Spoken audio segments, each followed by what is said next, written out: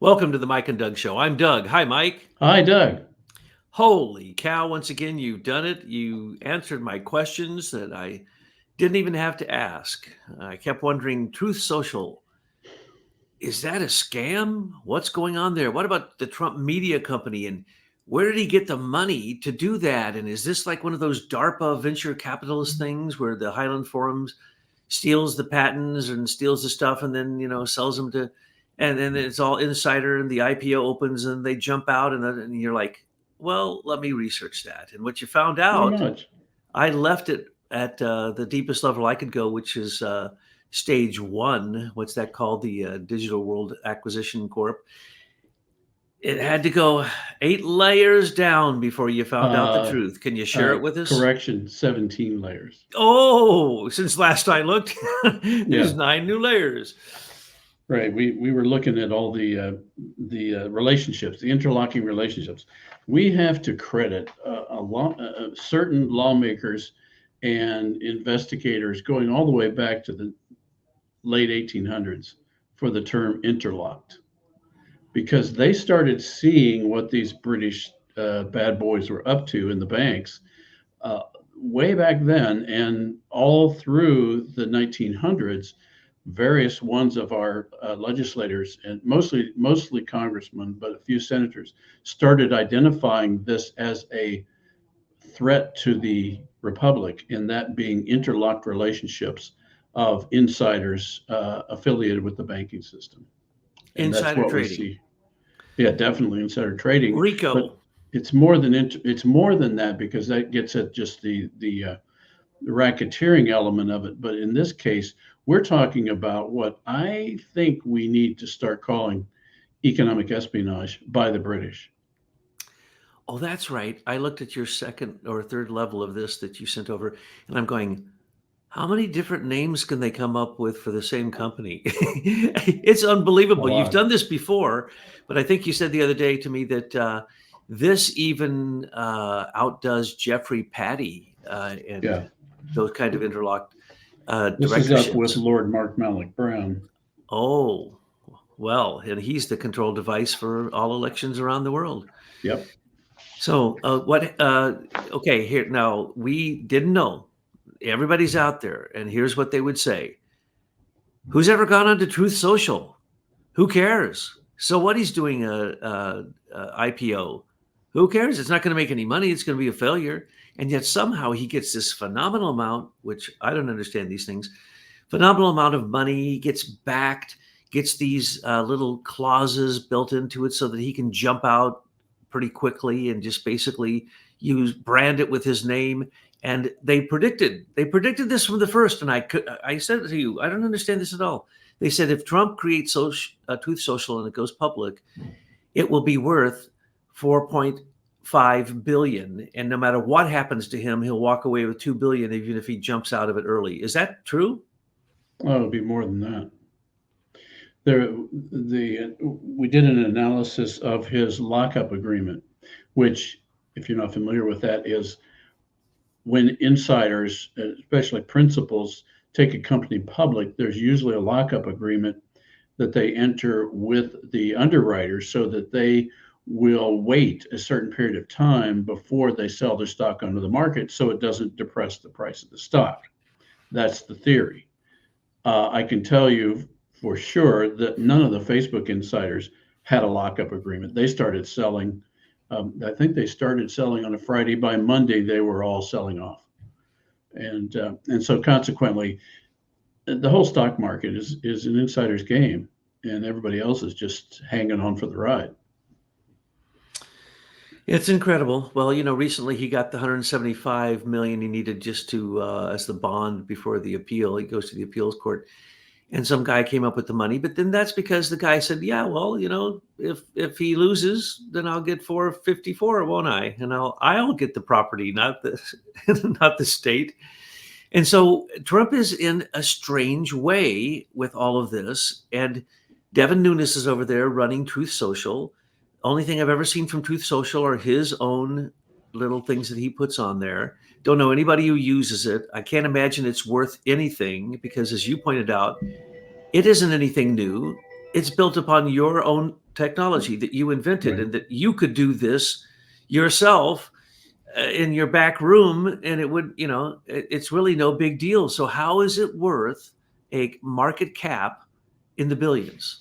You read through the disclosures, and what you read all throughout the disclosure is the fact that there are huge risks in making this investment. And really, at the bottom of this barrel, it is Donald Trump's reputation that is the value that they disclose. So they're saying he's got a lot of risks, and we're relying on him as the front man for this. And I don't think it has anything to do with technology. This has to do with playing market games. And there's a lot of hidden investors in this who are moving a lot of money around to create liquidity events for themselves. So this is, I think, another very large Ponzi scheme, not unlike the way Facebook was. Well, even when he was president, what happened? He said that he was being blocked from all these social networking sites and so on and so forth. And they were being mean to him in the media and so on and so forth. So what did he do? He said, "Oh, I'm the president. I'm going to do something about this. Send me your document that states why you were kicked off, of what and when and why and how." And I think at some point there were thousands and thousands of these that had been sent to him. And these people had been demonetized. They'd been taken off of YouTube. They'd been shut down. They'd been shut down for all kinds of reasons. And what did Trump? What did he act like he was doing? He was the hero. He was going to save us. He was going to get a truthful network. And then we find out even Truth Social is built on the same garbage platforms with the same backdoors, with the same control, with the same global engagement center monitoring, all of that. Nothing new. So I had to ask myself, was that a trick back then? When he tried to get the names of the people who were the radicals in the alternative internet group. And what happened to those people? I haven't heard from any of them since they were taken down. They didn't start up on other sites and stuff in most cases. So is this another trick? And also, It's not a trick, it's a honeypot. oh yeah, It's a honeypot to get the bees to come to the jar of honey and to find out who they are. So it was a great way to gather data on your opposition. that's what I'm afraid of. But what I'm afraid of even more in Dante's tradition, there's 9 layers of hell. You got to 17 layers of hell. Can you Hmm. tell us about those layers? Because in one of them, you sent a text message, you sent one word, and I went, "Oh no, you must be kidding." If Yeah. that's true, then a lot of other dominoes fall in place. And tell us about that, the shill company road to hell. Well, the one thing we've learned how to do is discover the interlocking relationships. In other words, how two different parties with vested interests support each other. And in some cases, one interest will say, I own the other interest.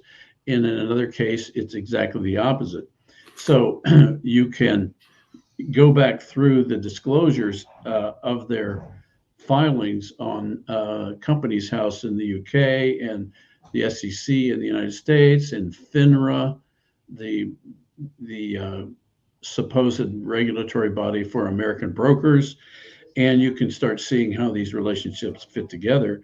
And before we even get to the interlocking relationships, just looking at Trump's broker and his lawyer for this transaction not only raises red flags, but actually was the opening for which we discovered the British Treasury in the back end of this, 17 layers deep. And the one very questionable party is Trump's lawyer, Nelson Mullins Riley Scarborough LLP.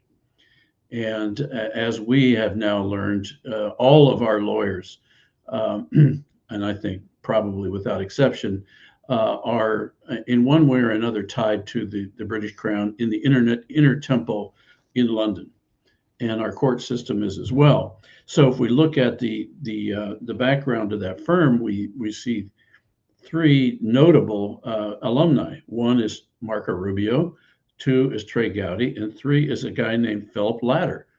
Now, had you ever heard of Philip Latter?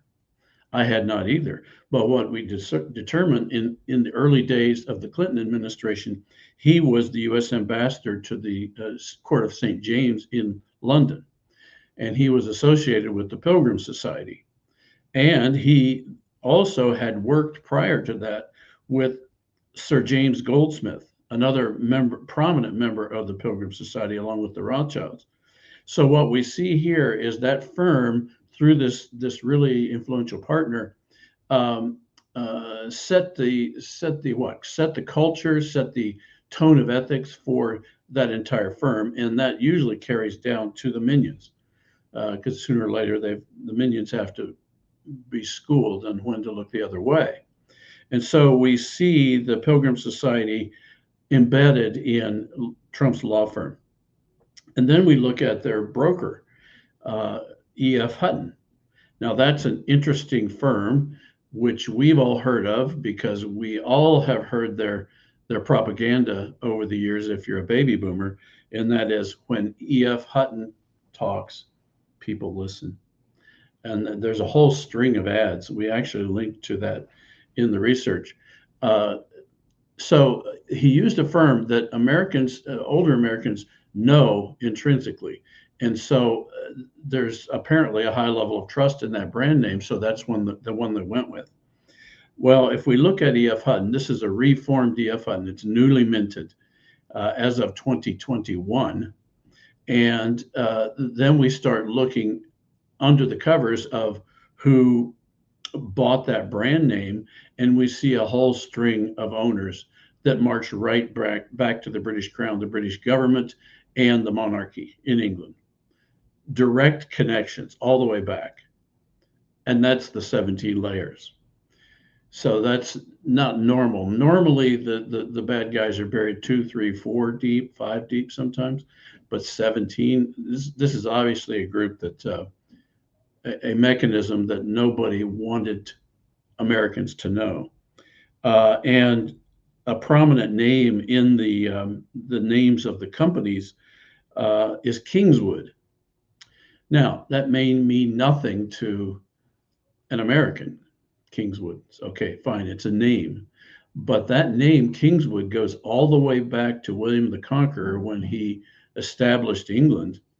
And it literally means property of the king. So they're playing games with their names. And the Kingswood Holdings. So there's layers in this. I'll go Benchmark Investments LLC is the brokerage license that E.F. Hutton used for all of the financing of the Trump deal. Then underneath them is Kingwood Capital Markets, then Kingswood Holdings Limited, then Kingswood USA, then Kingswood Holdings Limited, which is quoted on the stock market in London as a high risk type of venture. And then owning them is KPI Nominees Limited. And then there's Kingswood Property Finance Limited Partnership. And then there's this little obscure company above them called Gamage LLP. It's got one controlling shareholder who's a guy by the name of Gary Spencer Wilder. And it took us a while to find his picture, but we found one finally. And then controlling Gamage LLP is Coots Bank, which obviously came to the fore when we were studying DeSantis. DeSantis, yeah, and DeSantis' sister's mysterious death in London. And then above them, there's this group that's controlling the Coots Bank in a certain way called Lombard North Central Public Limited Company. And Lombard North Central Public Limited Company is controlled by NatWest Group PLC. And then this was an education for me. I did not realize that NatWest, which is a very well-known bank in the UK and in really the British Commonwealth, is wholly owned by the British Treasury and the British government. Now, I never knew that. It's not a private company. It's a public company run by the Crown. And the stated owner in the financial reports of Coutts Bank and Lombard is the British Treasury.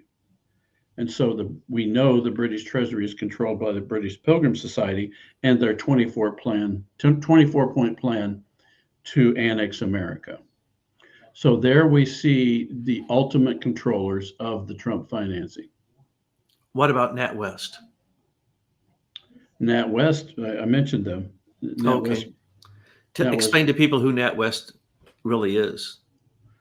it's essentially the British government. The British government's bank is wholly controlled by the British Treasury. And the Scottish National used to be called the They used Scottish to be called Royal Bank of Scotland. Royal Bank of Scotland. That's it. Right. So imagine that. Now let me see if I got this right. I tried not to fall asleep as I went down the 17 steps into hell. I know it But was hard down to at the go through them bottom, myself. who's down there? The British monarchy. Right. Because no matter what anyone tells you, the British monarchy controls the parliament and they control all aspects of the Commonwealth, period. And if you think otherwise, you just don't know history. Right.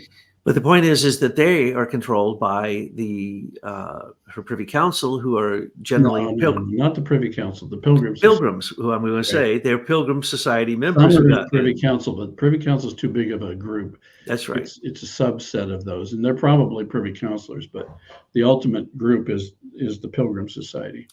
And that's the group that is inside of the Privy Council called the Executive Council.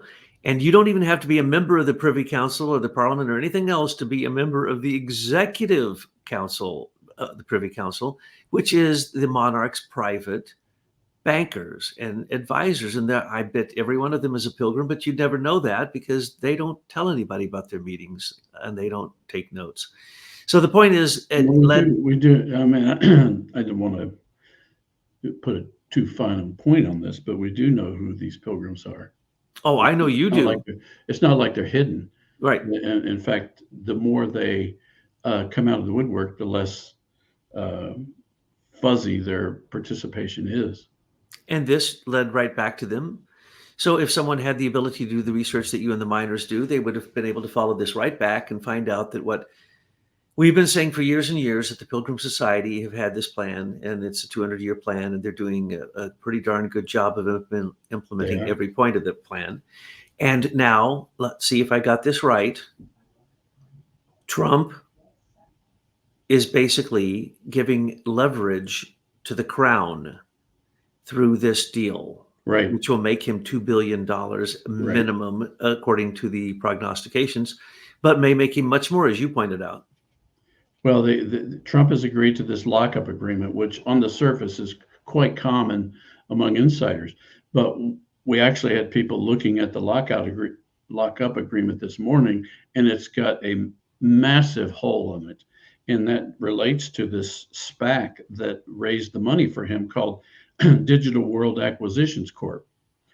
And it's a curious name, but in the end, Trump has an ability to liquidate his stock at any point in which Digital World Acquisitions Corp, which is now just a shareholder in Trump Media, anytime that World Acquisitions Corp would choose to sell its stock or liquidate, Trump could liquidate immediately his holdings in Trump Media. So we have this third party, ultimately controlled by the British Treasury, holding a huge carrot in front of Trump it's basically a bailout. It's a what's the way that somebody can backdoor their way out of something? Golden parachute. It's kind of like a golden parachute. Anytime they want to trigger an event to let Trump liquidate, all they have to do is liquidate this Digital World Acquisitions Corp, which is ultimately funded by the City of London. Now, one of two things must be going on. Either they must have some insider information, or they're real stupid. Because Trump lost with Truth Social, what was it, 35 or 53, some huge amount of millions of dollars last year. He didn't make any money off this, but somehow then he gets a market cap of $1 billion. I think, what did they say the market cap on this was? Some huge amount of money. I don't know, 3 or 4 billion. For why? Why? What's that based upon? And then you got the royal crown. Those hmm. That makes Trump, in my mind, a possible crown agent, and it shows that the Brits control him. I don't want a president that's controlled by the Brits, and that he's doing secret deals with them that are hidden in 17 layers of shill companies with fake names, subsuming other American names, which they always do. The Brits always subsume some American name, E.F. Hutton, and wait, E.F. Hutton died, and by the way, they died miserably because they were a pathetic company, Well, and you know they liquidated in the bank bailout of 2008 because of the subprime mortgage debacle that they helped create. exactly, they were completely complicit, and so they were just these are monstrous people. So Trump is aligned with the monstrous people. Well, we thought about Trump and his pharmaceutical big pharma connection, and that just leads to really unsolvable problems. And now with Truth Social, that's going to actually bail him out and give him enough money to fight his fight to be the president again. And, but the question is, whose side is he on? We thought he was on We the People side. Well, if he doesn't know that these British controllers in the background, he's double dumb. Double dumb. I like that. So he's not a stable genius. Is that what you're insinuating? I, If I he well, didn't I know. just can't believe I don't think he's dumb. So I got to believe he knows that this is the deal and that he has bought into it as a way to essentially contribute, make a contribution to the great Ponzi scheme. I mean, this is the same kind of thing that Facebook they did with Facebook. They drove the valuation of Facebook into over $100 billion before they went public, and this was Hang on a Goldman second. Sachs. Well, the bottom line here for me, Michael, is Trump got the Miller Act notice. It went Yes. through Jim Jordan. It went to his office. We had confirmation from two sources inside of the White House that he saw the Miller Act notice, which proved the social networking was stolen from Leader Technology, i.e., your company, the invention, the source code, everything was all stolen. He knows that. Therefore, is it possible at all that he might not know that he is parked on stolen technology, your stolen technology? Well, I think anything's possible. We don't know what we don't know, but we've certainly made every effort humanly possible to make sure he did know. We do know he had a lot of vultures uh, flying around him during his administration. I do know at one point the chief of staff, Kelly, was a really bad guy. And so, therefore, to what extent did the information get to him directly? I don't know that answer for sure, but I do know that the documentation was in the White House. We have those signatures. I So, find it no coincidence that what saves Trump is what was stolen from you. The secret of social networking under for Trump, the auspices or perhaps the false flag of freedom of speech and not squelching freedom of speech and not squelching your constitutional rights in the Bill of Rights. I mean, he was trying to fly this flag that he's creating a place where everybody can go, and then then what happens? Then one of the people, and people hate it when I say bad things about this person, but anyway, let's just call him one of the biggest technocrats out there, gets a hold of another social networking site and turns it into a free-for-all, a three-ring circus, a complete cacophony of nonsense, both yelling for free speech and squelching free speech. Isn't it a coincidence that his wealth, his salvation, and what he believes is his tool to get elected is all social networking built upon your platform?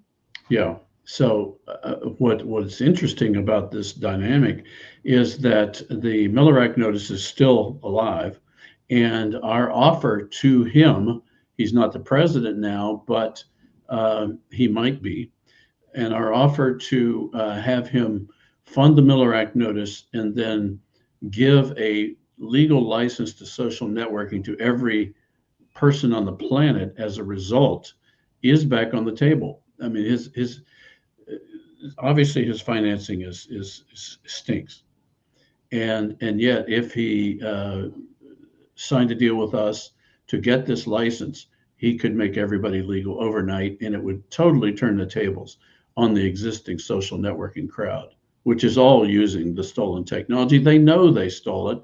They know they stole it from IBM Eclipse Foundation and our former patent attorney James P. Chandler and David Capos, the guy who they placed in there in the U.S. Patent Office to cut the deal with the British, so that the British, through Serco, would examine all American patents to this day, from 2006 on to this day. So the whole economic infrastructure related to intellectual property is completely hosed, and this can start getting it back in place as our government would start choosing to protect the inventors and not protect the thieves. The British Circle Company, i.e., monarchical crown agents, control social networking, and they have these dummy cardboard cutouts there, just simply so, like any British company, it has its fall companies. They can just eventually drop Facebook and move to some other idiot or whatever. That's what Right. they do. That's why they have 17 layers of this, that they can just go, no, that wasn't us. That was Kingswood LLC PC. Although no, that was, and this has happened. Right. Mark Malloch Brown came out and said Dominion wasn't involved, and Smartmatic, no, it was Smartmatic LLC. And so Whoa. they can stand there and lie to you because why? It didn't have an LLC on it. Correct. Smartmatic had nothing to do with The game they play. it's the British way, and they learned it from the Jesuits and from the Venetians and from the Sogdians and from the Radnites and the Babylonian bankers. It's the same old story. But you just had you said to me, "All right, Doug, you got any clairvoyant impressions? Who put up the money for Trump?" I would have said, "I have no idea. Who would be that stupid? That's insane. The only person who would ever put up money for that would be the globalists who have already selected him and know that Truth Social is going to go no matter what. Otherwise, Right. they're not going to put up all that money for the IPO. So I That's have no exactly idea." right. I would have never said, "Oh, well, of course, it's the Queen's." We always call it the Queen's golden chair. In this case, the King's golden chair, or the British monarchy's golden chair, and that's basically what's here. As well as you pointed out to me and Tyler the other day, there are so many ways out of this contract. He is so covered. You've never seen so many, basically what I would call legal loopholes put in it ever before. And it's completely inordinate what they've done. And they've hidden the funding, and the funding is actually British. So to say that you think Britain, where there is no free speech, is going to give America free speech through Truth Social or through Right. Trump media, you must No, be this this comes full circle back to the Imperial Press Conference of 1909, when they formed the Empire Press Union, and they have had a concerted effort to control world press from London. And they're using social networking technology to be able to do that. They can push a message out, and it can be on every PC on the planet in seconds. And that has been their dream all along. That's why they financed RCA. That's why they financed NBC. That's why they took control of CBS. Do we think those are American companies? No, they're controlled by Fleet Street in the city of London by the Pilgrims, and that has been their plan from day one. They had Rockefeller cooperating. They had Andrew Carnegie cooperating. They had the president, Nicholas Murray Butler of Columbia University, cooperating, and he was actually the Pilgrims' president in the United States for 24 years. And this is just in the lifetime of our parents. So we are hosed as a republic because we don't realize the financial mechanisms that have entangled themselves in our life. Now, are we finished? I don't think so, because I think as these demons are identified, we tell these demons to get behind us, and then we will start seeing the angels start to step in and assist us in taking back our republic. Since the time of the British theft through Marconi of Tesla's inventions, those inventions which can be used for good or ill, but unfortunately have been used and weaponized, including whether you want to call it radio broadcasting, the telegraph, the television, the internet, Right. wireless, all of it, all of it, all of it can be made into a weapon, and they have made it into a weapon, and it's always been out of Britain. So, in fact, I'm going to put it in a nutshell and say that Trump has simply been brought into their 200-year plan to control all media, and that it's British controlled, of course, and that essentially, when you're talking about this, there really hasn't been a name for it. You might call it, I don't think you could come up with a name, big digital, anything that is electronic Big from tech. what big tech. There you go. Big tech is the deal. So he is basically a puppet of big tech. He might be dumb as dumb to the dumb power, because he doesn't know really where the financing came from, but I doubt that. And then it makes me say, but wait, Big Pharma started in Britain through the Purbright Institute. We've given all that facts, and he became the hero of Big Pharma. So is this consistent with the fact that he's been a fraud all along? I don't know, but it certainly raises those questions. And if it goes back to the Brits and he doesn't know it, then he's too dumb.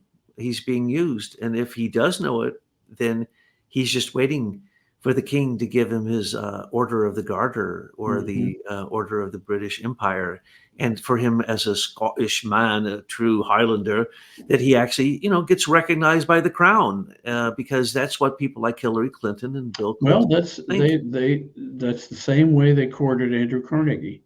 Exactly. He was actually a dual citizen. He was a citizen of Scotland and the U.S., and that's what Lillian Scott Troy worked to expose in 1905, 1906. And they used Carnegie and his wealth through the steel business in the U.S. to finance all of the well, a lot of the development of libraries all over the United States. It wasn't because he was being magnanimous, and I think that's one of the biggest lies that we've learned in our lifetime. He was using it because back then the international rooms and the newspaper rooms in the libraries was the main source for a lot of people of international news, and that's what they wanted to control. So at the same time, they ordered the Pilgrim Society specifically organized Carnegie to take the libraries and to control the libraries and publishing. They instructed Rockefeller in publishing, and they instructed J.P. Morgan to go out and buy editorial control of all the major newspapers in the U.S.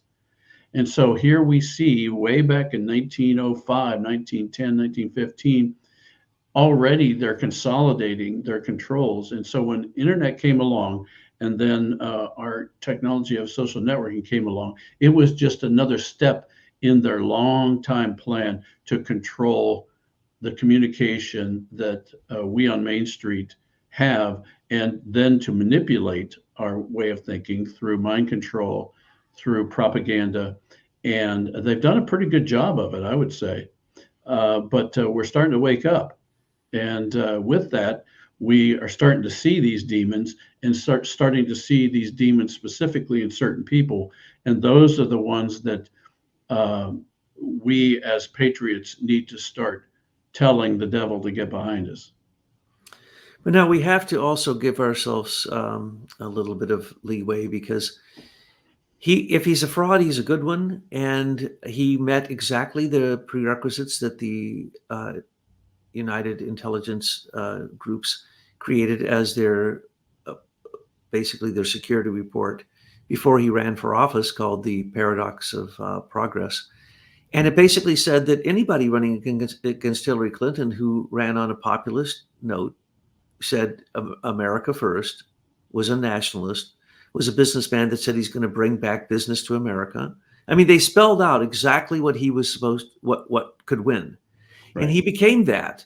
But perhaps he got sullied in the process, or perhaps he knew all along that what he was going to do.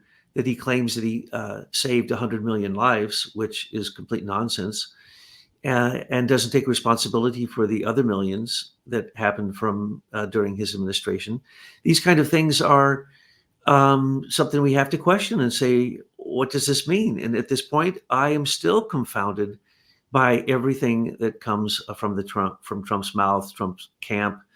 I watched the things, the executive orders that he wrote while he was the president, and they were amazing. He actually took our list of 12 things that we wanted done and started working on all of them. How long did it take Biden to abnegate every action that Trump took while he was the president? About a day. He Right. literally took the executive orders of Trump and negated them. Okay. So was that part of a plan? Was that kabuki theater? I No, it don't was know. a plan. It was the British plan to take over, they specifically used the term annex America. And that accusation actually appeared in newspapers in 1908, 1907. And Lillian Scott Troy was a big factor in publicizing that. And at that time, she was working for a newspaper distributor in San Francisco and knew William Randolph Hearst. And Hearst had met with W.T. Stead and was schooled on the government by journalism concept. But then Hearst went his own way and started running for office on his own. So what we see here is a very carefully crafted plan that they have carried out faithfully ever since that time. And now we're seeing the end result of that effort. Well, the question comes down to me, is he simply a useful idiot or is he in on it? And if he is a useful idiot, I will give him the benefit of the doubt because it took me all my life and then working with you for us to discover these things. And literally, we've been preaching these things for years, and people are only now, years later, waking up and saying, It's true. oh, oh my gosh. And so maybe he's one of those people who believes what he sees on TV, or Right. maybe he's just not that smart, or I know maybe. something in the back of me still thinks that might be the case. It's hard to believe that, but he doesn't have the time, I'm sure, to spend a lot of time doing Oh this no. research. Oh no. I disagree with that totally. And I don't know if I can be heard. He is the president of the country. He is self-identified as being a very stable genius.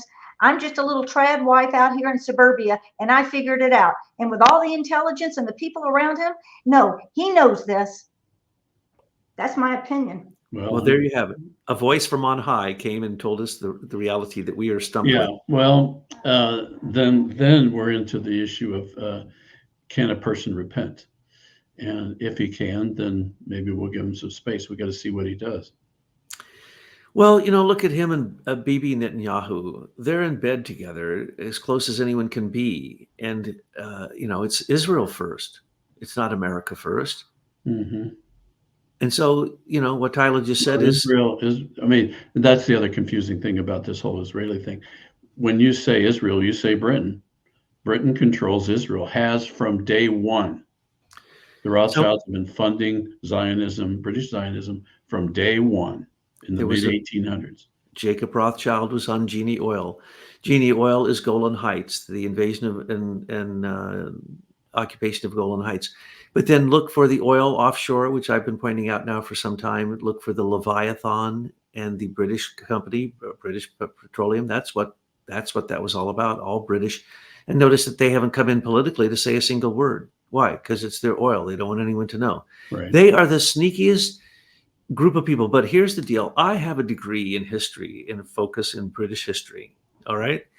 And I can tell you, studying the kings and queens of Britain was the worst debauchery in human history, and the clearest path of demonic worship and uh, depredation of humanity that I've ever seen anywhere in history except for Caligula. And that, you can explain it because what the British, they're basically Rome reincarnated. Babylon. So yeah, Babylon. and they're Babylon, and that's what Rome is. Rome is Babylon. Right. And so yes, Britain is Babylon. Matter of fact, who was it that said that it's called New Benjamin Babylon? Disraeli, the future Prime Minister of England, said that. So London is modern Babylon, present day Babylon. Rudolf Steiner pointed out that you can call all the combined demons of Babylon mammon, the Mhm. worship of money, because mammon actually means Satan and all the other nasty words for like the biggest and baddest of the devils. Well, the British have been worshiping mammon for through their bankers, and which has been Since continuous 1067. since 1067, and all the way back. They picked up the habits all the way back to the Right. to Babylon, where and now we're told in the apocalypse it's the whore of Babylon that rides the dragon. And who is that? That would be the British monarchy. Okay, it's the city of London, but worse than that, it's not just the city of London. It's this insider group that Michael has pointed out in Truth History, 600 gigabytes of proof of everything we're telling you. And now we're going to add this as more proof of where the money came from to support Truth Social and this IPO that is going to basically save Trump, which then could possibly make it that he could make it back into the presidency. And we're going to have to listen to what the voice in the sky said. It is very possible that he's nothing more than the Pied Piper leading us down the path of perdition.